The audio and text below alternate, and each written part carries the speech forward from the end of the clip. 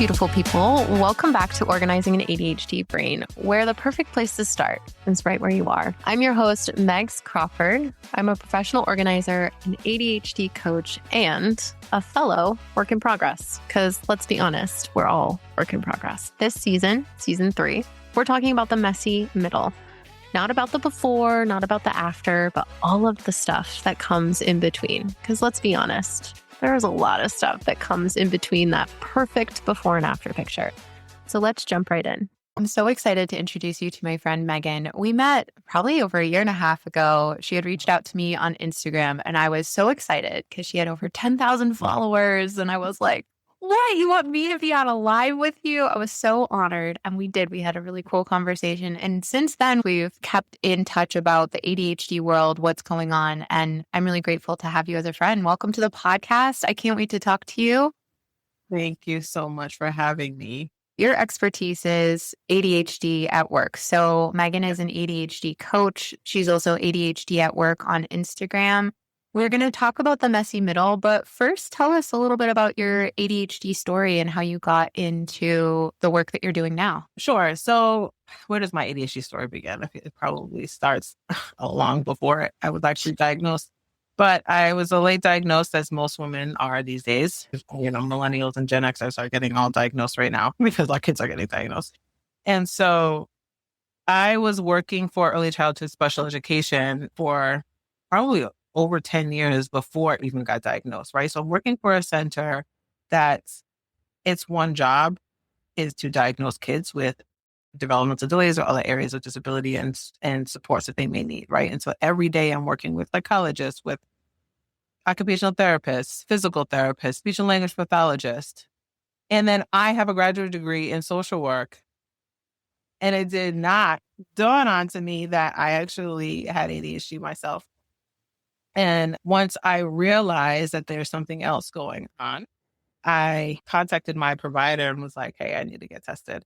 And one thing about my story, though, that I do want to recognize, and I want to point out that I feel a little bit privileged, and I want to acknowledge my privilege for being able to get a diagnosis for ADHD quickly and without, I didn't have to go back and forth with my providers about why I was suspecting this. It wasn't an argument. It was just like, oh, you think you have ADHD? Sure, let's schedule an appointment to get tested. Sure, here's your results. There you go. And so it was very easy and straightforward for me. And I recognize that is a privilege because that is not everyone's story. And I don't want people to believe that you can walk into the situation and think that it's going to be easy because a lot of the times it is not.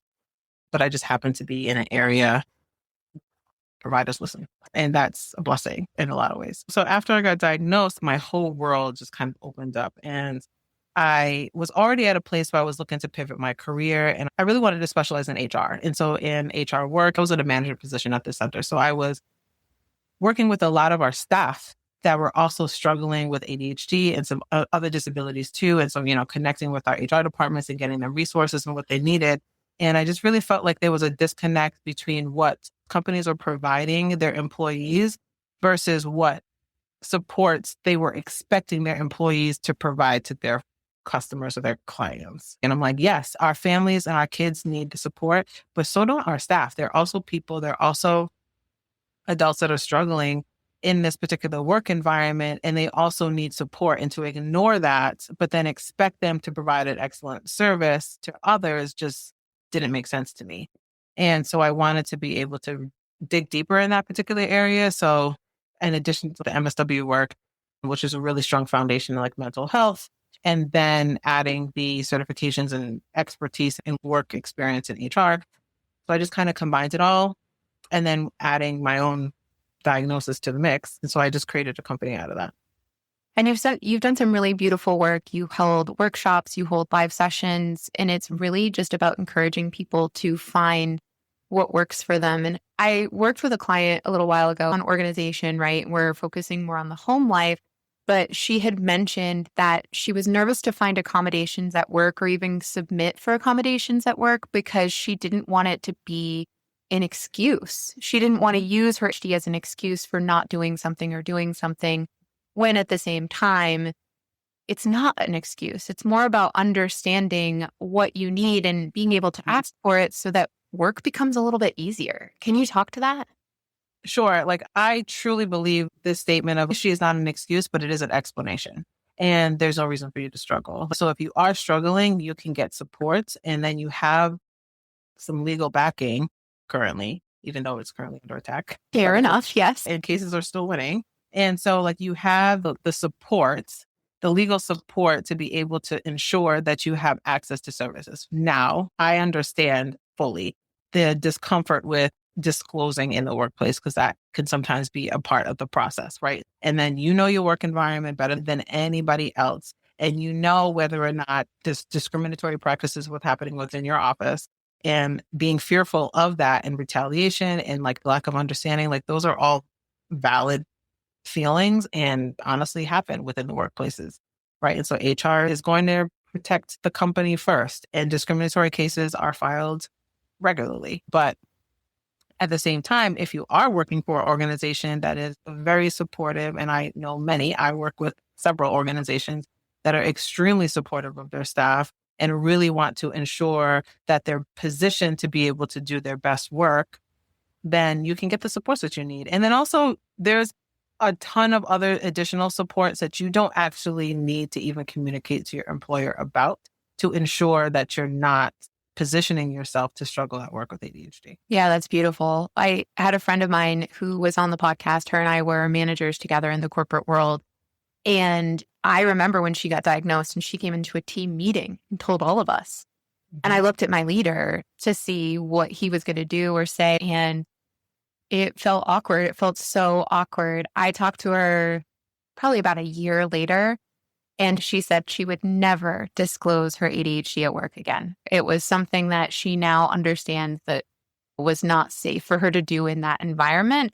But it was really interesting to hear her trying to figure out how to proceed. Yeah, it's all about whether or not you feel safe. That's a big part of it. That's huge. Yeah. Safety creates trust, and trust allows you to be yourself and to ask for what you need so that you can show up as your true self, which is a beautiful thing when you have ADHD and you may have been people pleasing your entire life to get by. Right. And all you want as an ADHDer is like to be able to be your authentic self and to not wear the mask. But the reality is, not all of society is ready. Yeah. Yeah. For everyone to be unmasked. And I mean, I remember having this conversation with my director. This is before I even had my own ADHD diagnosis. And he just really wanted me to be my 100% authentic self. And I kept telling him, I said, no, you don't. And then my social worker hat was like, you are not ready for this. Like, you are not ready for the 100% Meghan. Like, I promise you. And I'm like, I've done an assessment. And like, it was a kind of a back and forth. He's like, I really want you to be authentic. And I'm like, I was like, I really don't think you do. I was like, we can try it out though. I was like, if you want me to try it out, let's try it out. And then you can tell me whether or not you need me to scale it back. It was a very interesting conversation around what does it look like to be authentic within the workplace. And, you know, when you put the ADHD hat on or perspective and putting it to the forefront, it is really hard to be able to do that within the workplace, especially if you have masks for so long. Like even just being able to take it off is difficult. Yeah. I notice that with my clients. I see it because they want to do so well. And then they're in the first couple of weeks and they're just trying to show up and do the best that they possibly can.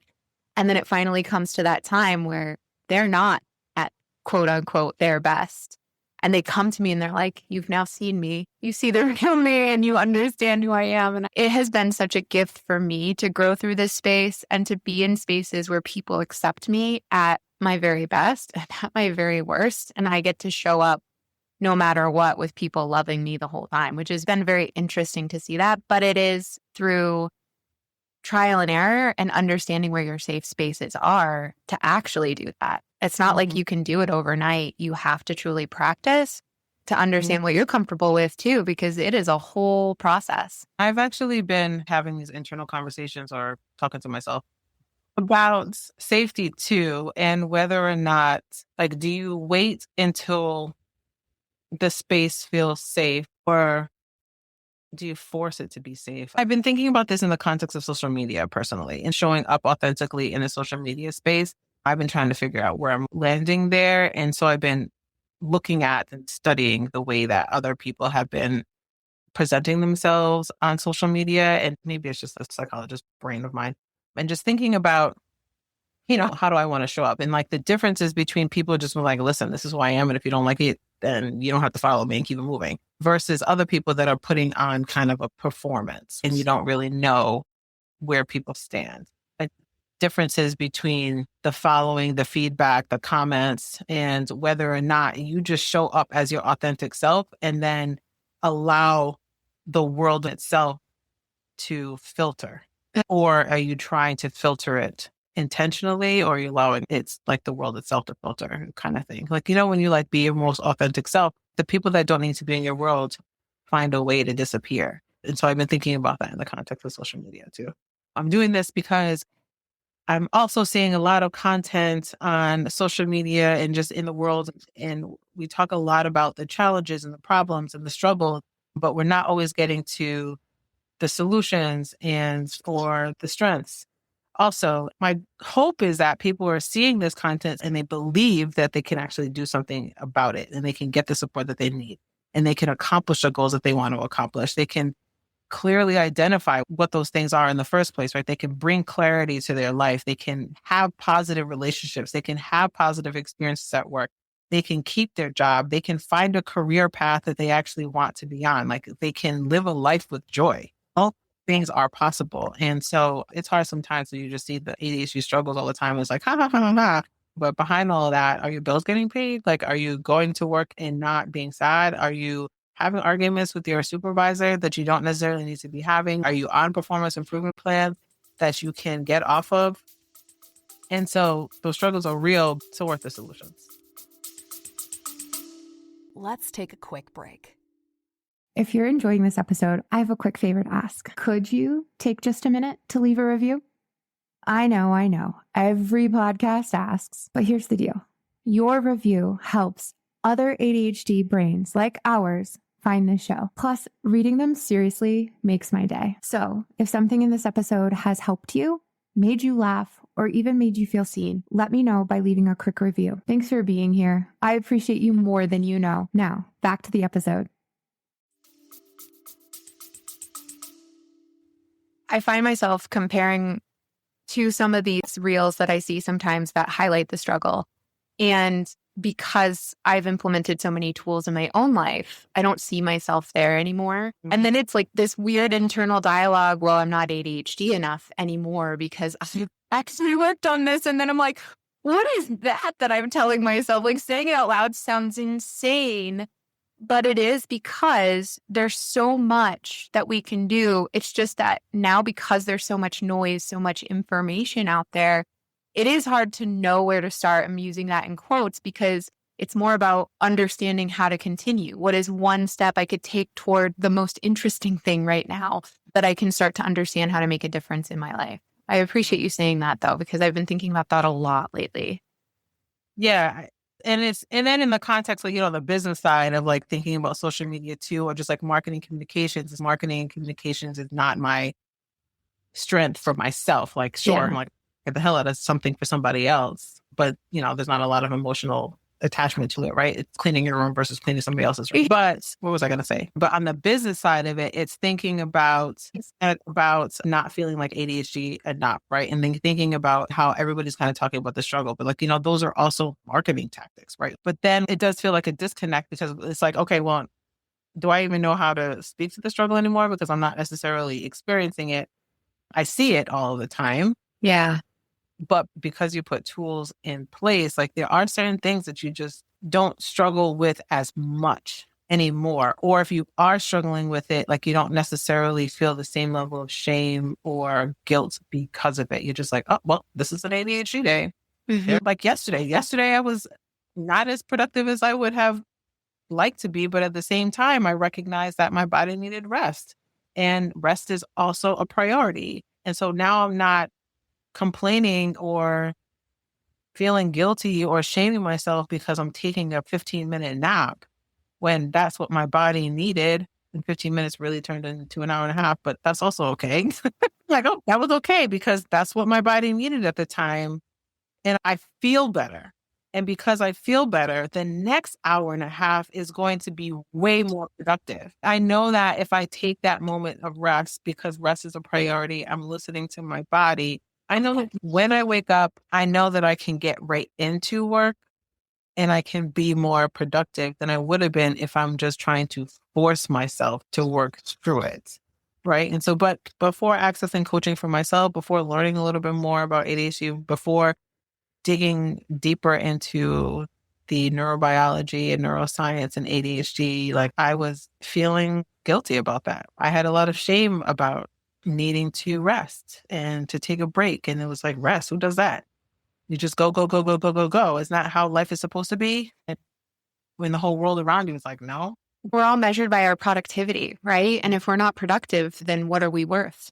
That's a lot of the time what society tells us. Coming back to the social media thing, I thought I needed to have a big following, right? I thought I needed to figure that out and then it would be okay. Except I've now realized that I want to slow down a little bit in my own business so that I can get ahead in other ways. I realized that social media doesn't need to be a part of my world as I do that. In fact, sometimes I delete all of my social media for weeks at a time because it allows me to come back to what I'm doing and not get distracted by everything that I'm seeing.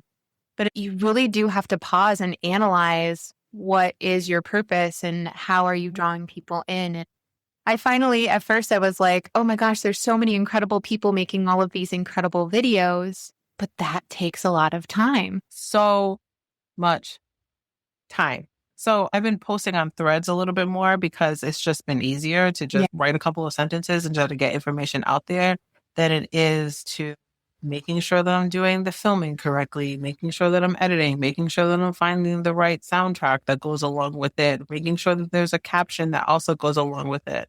If I want to have a quick conversation about time management or values within my own group where we meet on Mondays, this past Monday, we are talking about values. And then I can then just go to Threads and just kind of reiterate some content that we discussed during the coaching program around. And then share this information versus if I'm trying to do it on Instagram, it's like, okay, well, do I want to do an infographic or do I want to do a reel? Well, doing either one has to involve taking the content, putting in some type of imagery, adding pictures or putting some type of infographic fonts, colors, like all of these decisions that have to be made. And as a business owner, it's also, I feel some type of way about not utilizing the tools that I have access to increase revenue. At the end of the day, yes, I'm serving people, but I also have my own bills to pay. This is full-time. This is my full-time gig. I may be privileged to be able to get an ADHD diagnosis, but I'm not privileged to be able to just sit at home and do whatever I want and expect my mortgage to be paid, right? And so that's one of my goals for 2026 is to be able to find that right balance between understanding that this is a business and knowing also that this is a way to communicate resources and serve too. So it's like, I want to serve you, but I also need to, like, there's a thin line. I'm still prioritizing service, but partnership is really important too. I think that's so interesting. I've noticed this in myself too. I believe that part of it is how we grew up understanding that a woman's work is often unpaid, right? And we need to sacrifice ourselves in order to help others. I'm part of the PTO right now, which I really love. And it's actually helping me practice boundaries around how I can show up and how much free, me time I can get. But it's also really great because I'm making friends and they tune into the podcast, which I'm so honored about. But it's this idea that we as women should be giving everything away. But now, as business owners, we have to be very strategic because if we want to see our business grow and we want to continue to provide the work that we do, yes, we do absolutely need to get paid because life continues to get more expensive. Yeah. So you tag on like being a woman, having ADHD. Also, like I'm an educator. I worked in education for practically my entire career. I'm still working in education to a certain extent. I work with universities doing coaching for students and staff. And then also social worker, right? There's all these service-driven industries that I work in, and then it's the business part. And so it's finding that balance because if I could just give it all away, I would. if I didn't need to ensure that my kid had a solid education, that he had a roof over his head, that we had clothes on our back, and we had food that we needed to eat that was nutritious, that wasn't going to position us in a way that would end up with additional health problems. I don't want that. I need to prioritize my own health, the health of my family, the health of my marriage, the health of my son and also ensure that I'm serving. But if I could have all of that, like we're talking about the Maslow, like this is a hierarchy of needs. Like, come on, like this is general stuff.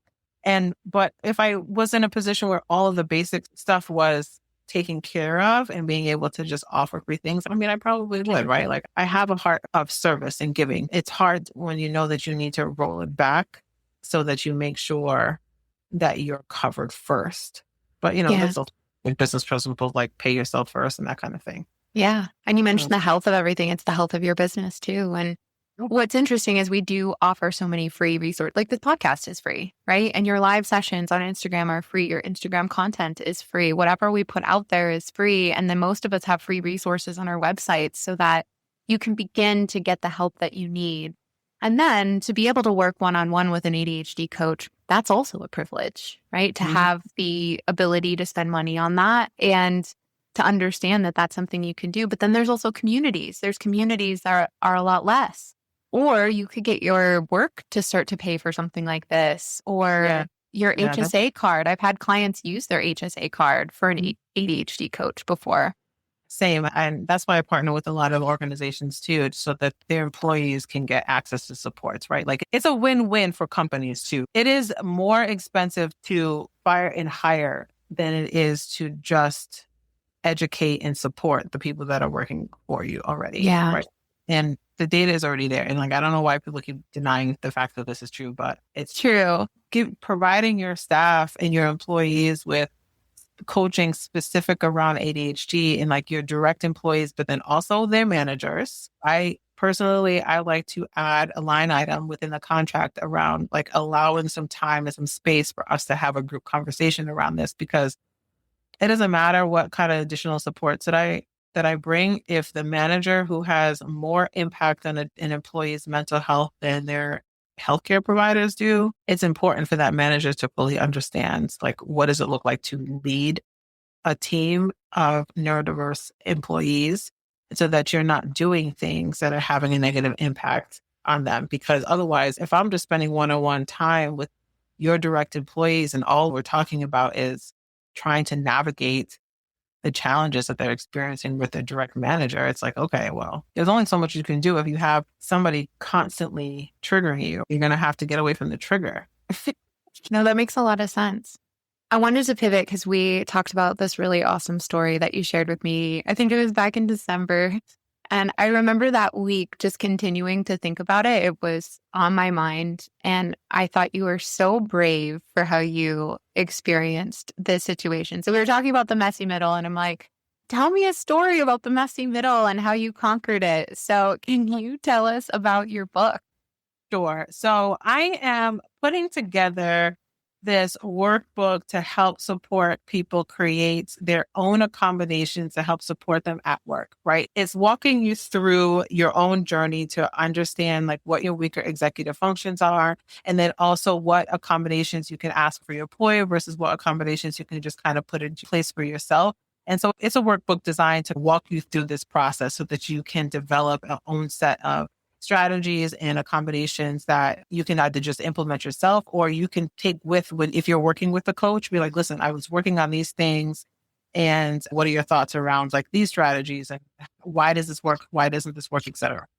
And so I make all these goals for myself and these professional goals to kind of put myself out there as a business owner and to do all these amazing things, right? And so I attend an annual conference for ADHD. And since the first year that I went, I think I've been 4 years in a row, I've created this goal to kind of push myself to move forward. So I went as an attendee for 2 years. And then I was like, you know what? The next time I come, I'm going to present. And they have these little stickers, like, that you can add to your name tag. And one of them was like, I'm a presenter. I thought I'm just going to take all of these little stickers and just declare that I'm all of these things. Like, I'm a speaker. I'm all of these things, right? I'm a presenter. I'm a leader in this particular field. And so the next year I presented, like I submitted some proposals. I led a conversation around working remote in ADHD and like what that looks like. I also led a support group for entrepreneurs with ADHD at this conference. And so then I was like, okay, well, how am I going to beat this? And so the next year I was like, I'm going to write a book. I'm going to be in the bookstore. I'm going to be at a book signing. I'm going to do all of these things. And then I draft all this content. I put it all together and I submit the application. I'm like, I want to be sitting at this table to be doing a book signing. I'm telling all these people at this conference and I want to do all these things. And so they're like, great, sure, no problem. Like you can have a book in the bookstore. And part of it was like, there's not a lot of content around ADHD and work in these places, but it's something that literally everyone struggles with because everybody works. And I wanted to be able to support that particular angle and hit that particular angle in this space. There's very few women of color also that are presenting books and knowledge, not only just at the ADHD conference in general, but then also definitely in the bookstore, right? Mm-hmm. So there's a lot of diversity there too. So I'm like, oh, listen, you're going to see my little brown face at this bookstore. You're going to love it.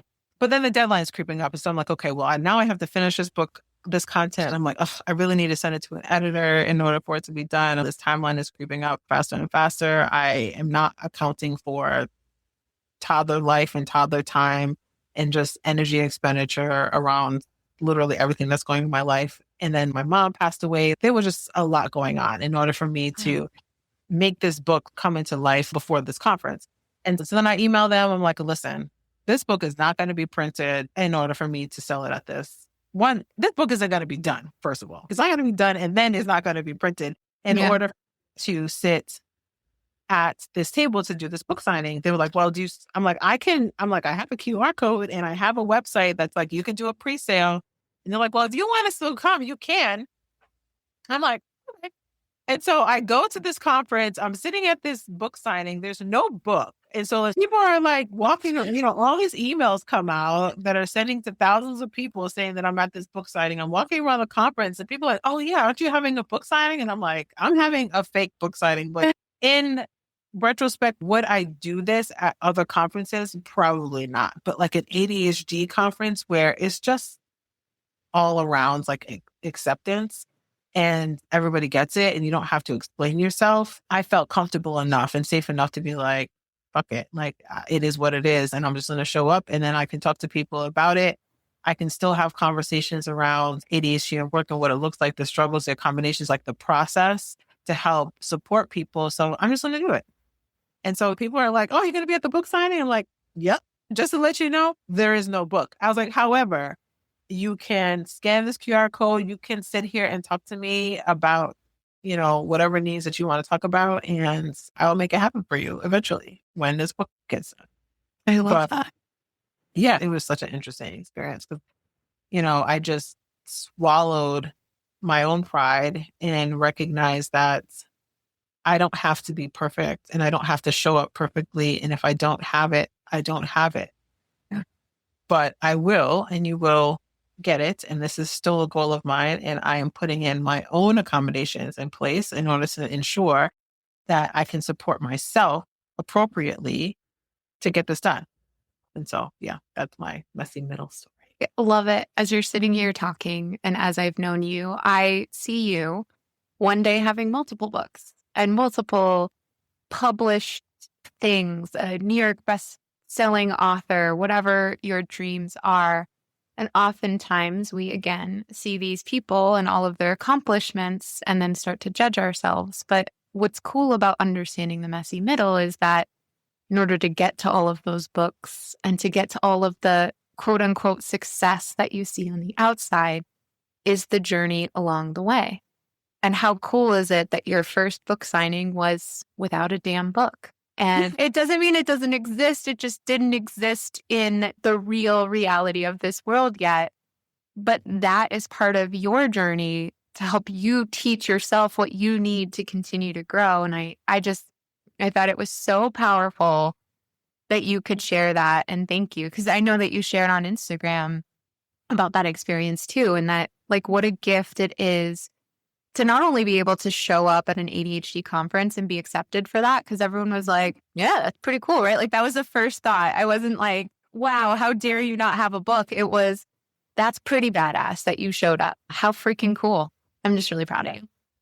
I mean, I could have not shown up to the whole conference. I decided that I just needed to be authentic and I needed to be honest. And this is an important lesson for me, but also for others that have a book that they want to write and they feel stuck and they feel like it needs to be perfect before they can talk about it. And it's like, no, it doesn't have to be perfect.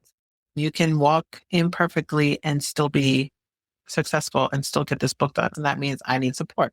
That means I need to tag somebody into this process to help facilitate some of the areas where I just feel like I'm getting stuck, right? And so this isn't the time for me to isolate. This is the time for me to ask for support.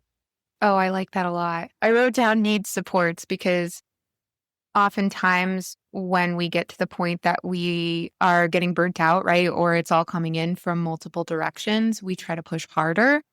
And instead of pushing harder, you actually need people that can tell you what you could do next to help you truly understand how you could slow down to make this work, right? Or what else needs to be sacrificed in order for this to become a priority? Because oftentimes we are speeding up, but we're speeding up because we've got 80 things raining down on us and we can't even pause for long enough to say, I'm going to leave these 79 things over here for just a moment. And we also, what did I write down the other day? It's like we're thinking, I feel like I had this conversation in our group and also it was like part of the sermon on Sunday, but it's like operating out of scarcity or operating out of fear. And you just feel like, well, if I don't do all of this right now, then it's never going to get done. Or I'm just so scared to not be able to pay my mortgage that I'm just going to do everything and skip some really important steps. And just to connect this, because I work in ADHD at work and I just been thinking about this a lot too. I talk to a lot of people that are like trying to do career pivots or just career changes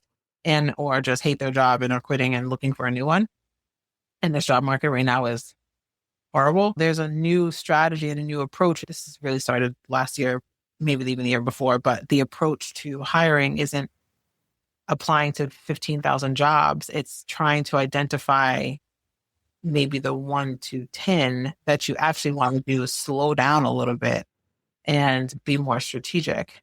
I say all that just to bring it full circle, is that it is so important to not rush and to make strategic decisions when you are planning and just being intentional about what it is that you're doing so that you're not skipping steps and that you're not operating in fear and scarcity, because that's what's going to get you in trouble. Yeah. That's where our dysregulated brain comes in, right? The more we get dysregulated, and just to highlight, of course you didn't write a book when your mom passed away and you're taking care of a toddler son, right? But Right.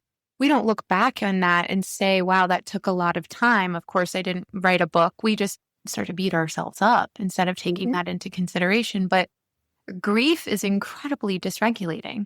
Big changes in your life are incredibly dysregulating, which means you're operating from this place of fear and reaction instead of logical thinking, which we already have executive function difficulties. So of course, if we're not using our logical brain to make decisions, we're reacting just to keep ourselves safe.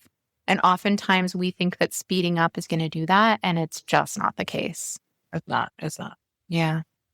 And we all have learned.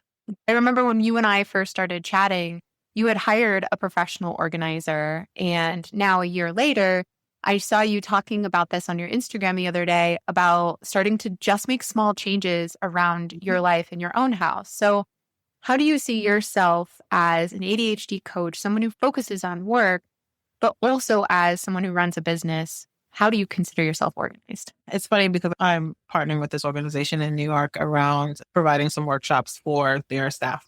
And one of the areas that they all wanted to talk about that I did a little bit of content development for them was around organization and the connection between organization and actually working memory. Mm-hmm. And how, because like some working memory challenges along with like planning and prioritization can disrupt your ability to be organized. And then thinking about organization in multiple different contexts. So like your physical organization, your mental organization, and then also and then now in this new digital world, your digital organization. Oh. Yeah, it's a mess. And the impacts that not having things organized has on your productivity. But also remembering that trying to tackle all of them at the same time is not helpful either. And so thinking about, okay, what is going to be the most helpful right now?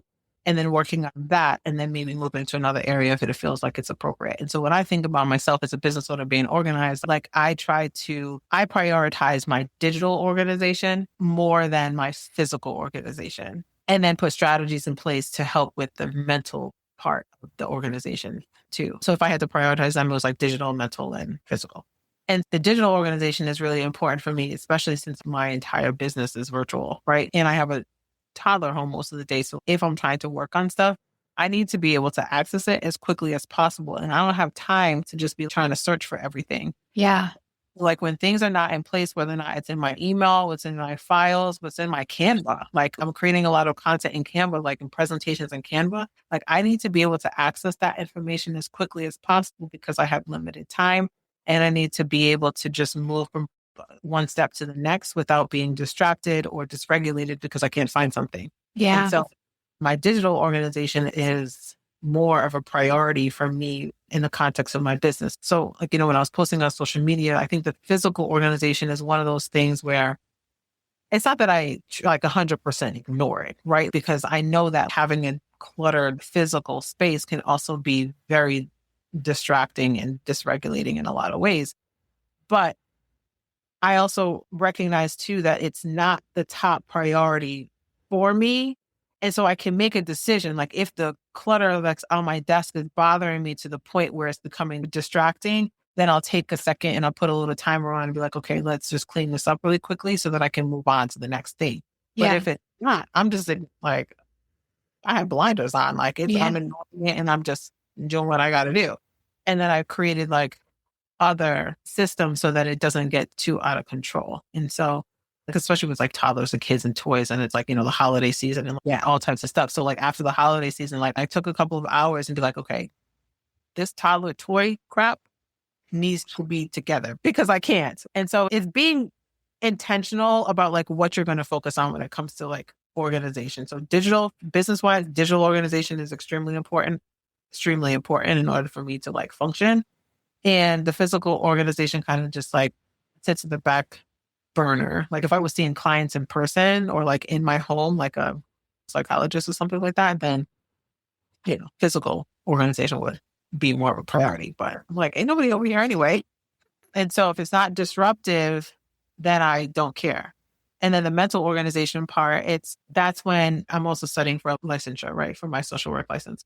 And so that's like, okay, the mental piece is like, okay, how do I externalize some of what's happening in my brain so that I'm not feeling lost with trying to hold on to things? That's when I'm having conversations with people, like I'm meeting with study groups, I'm talking to ChatGPT, like I'm trying to reduce the noise in my head so that I can fully articulate what it is that I need to articulate or do what it is that I need to do. So putting some strategies in place to help with the challenges with ADHD and the mental part of the organization so that you're not just like trying to grasp on concepts that aren't necessarily connected together. Does that make sense? Yeah. And it's perfect. And I love the term you use, externalize your brain. And I just want to highlight that truly means like taking an appointment and putting it down on a calendar so you have permission to forget. So that you can truly move on with your life without trying to grasp and hold on to it because your working memory is not that great. And the more you add to it, the more dysregulated you're going to get. And the more chances are that you're literally going to forget something. And then that is even more dysregulating. I really am grateful that you shared because it's morally neutral. It is literally just that you're focusing on other things. There are other things that are more important in your life right now than having a clear space. And you don't have to stop your life to do these things. You're still doing these things. Nobody's house needs to look perfect. It just has to be good enough for you. And then you can continue to make progress. So I appreciate you sharing that. Yeah. And then there's particular spaces for me that are more important than others, right? So like mutual living spaces are more important to me, like having them organized because like I'm not the only person that lives in this house, right? I'm not letting my dysfunction negatively impact other people that I'm living with either. And I'm like, that's a priority for me because I don't want to create a negative space. Like how I function in a space has an impact on other people. And that's important to acknowledge and to recognize.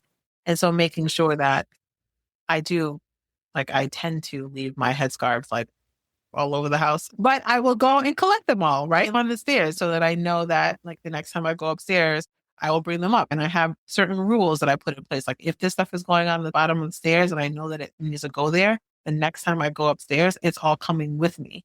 Creating different rules and stuff like within the space. And then also like not comparing yourself to other people.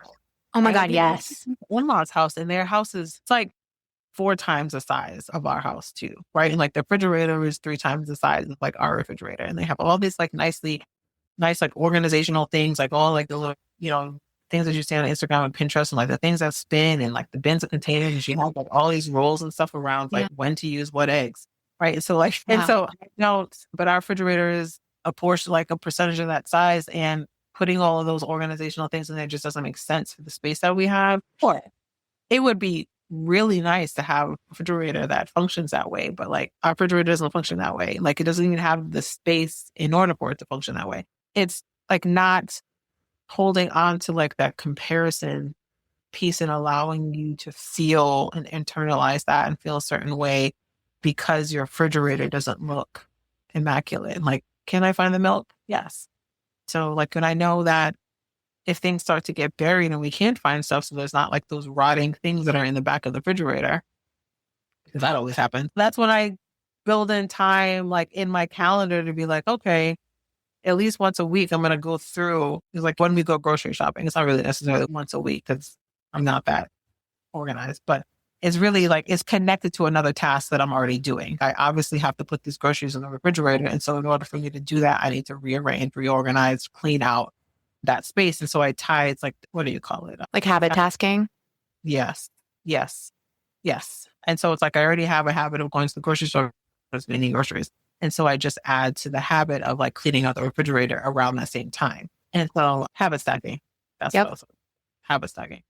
And so, so it's finding ways for us to work for you. So you have rules. You understand that comparison is the thief of joy. You understand that habit stacking works for you. You have something that you already do. So what can you tie that with? Like when I think of this, I will do this. And I also want to highlight, like, even if a magic fairy came into your home and put bins everywhere they needed to be and like labeled everything meticulously, you now have to adjust to a new way of living because that's overwhelming and that's change. And even if it looks really nice, it's not yours and it's not the way that you developed it in a way that could work for you and your family, because there are different ways that we all live and we've got to cater it to that. So what would you say to someone with ADHD, whether it's at work, whether it's organization, physical, digital? So someone who says they felt like they should be further along at this point. Says who? Like, who is telling you that you need to be at a certain place? And let's talk about the authority that you're giving that person.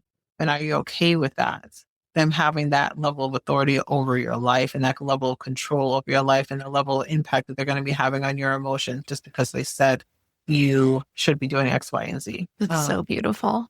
I freaking love it so much because sometimes that voice is you, and those questions that you just asked gives you a space to say, wow, I'm really kind of rude. And like, yeah, who am I to say that I need to be further along by now?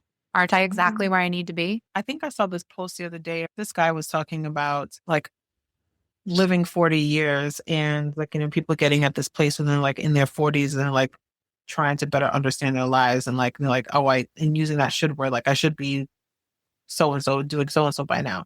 And then he was like, let's break this down. 1 to 18, like, let's be for real. Like that's not the time and then your life that you're trying to like figure things out. Like you're still learning, you're still growing, your brain is honestly is really developing until like around 30, right? And people talk about it like I've had 40 years to like figure it out. And it's, you really haven't. Then you're like 18 to 25, like out of like not 18 to 30, like you're still having fun, right? And then you're really not into your career, maybe into like maybe mid 20s to like to 40s, right? And so then it's really about what the next 40 years look like, not the 40 that just happened. Because developmentally is happening during that time. And now you're in a place where you're more aware of what everything is going on. You're healing, you're relearning, you're doing all of the things. And so now it's like, what does your next 40 years really look like? and stop focusing on the previous 40. Heck yeah. I freaking love that. Well, I really appreciate you being on here. Where can people find you? And is there anything that you want to invite people into right Sure. Yes. You can find me on pretty much all social media platforms at ADHD at work. And that's ADHD, ATWORK.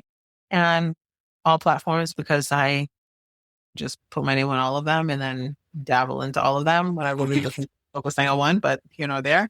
Whichever platform rocks your boat, then you can find me there. I'm mostly on Instagram and Threads if you're actually looking to talk to me. And right now, I have a couple of things going on. So I do one-on-one coaching for women with ADHD, as well as I have a group coaching program. And so for women for ADHD. And so I have a subscription service for both. If you're looking to do just kind of a reset, just a 3-month reset, I have a package where you can get access to the weekly group coaching and all of the online resources that come along with the group coaching program. And then you can also get 2 one-on-one sessions a month. That's amazing. For a discounted price for 3 months. If you're Okay, cool. What I'll do is I'll link all of that in the show notes below. And yeah, thank you so much for being here today. I'm so grateful to have you as a friend. And yeah, I look forward to future conversations. Thank you so much for having me on here as well to kind of just talk about these challenges that we experience with ADHD and also the solutions. I think as a business owner, it's really helpful to have access to a network where you can kind of talk to other people about things that you also may be struggling with, but just having a platform so that people see both sides. Providing understanding and knowing how your brain works as an adult with ADHD and ensuring that you get the right supports that you need for that are important. But then it's also really important to understand the business side of it all too. And knowing that as a business owner, you have your own specific needs that may be different from your client. Yeah, that's really beautiful. And I'm glad that you said that. Thank you so much.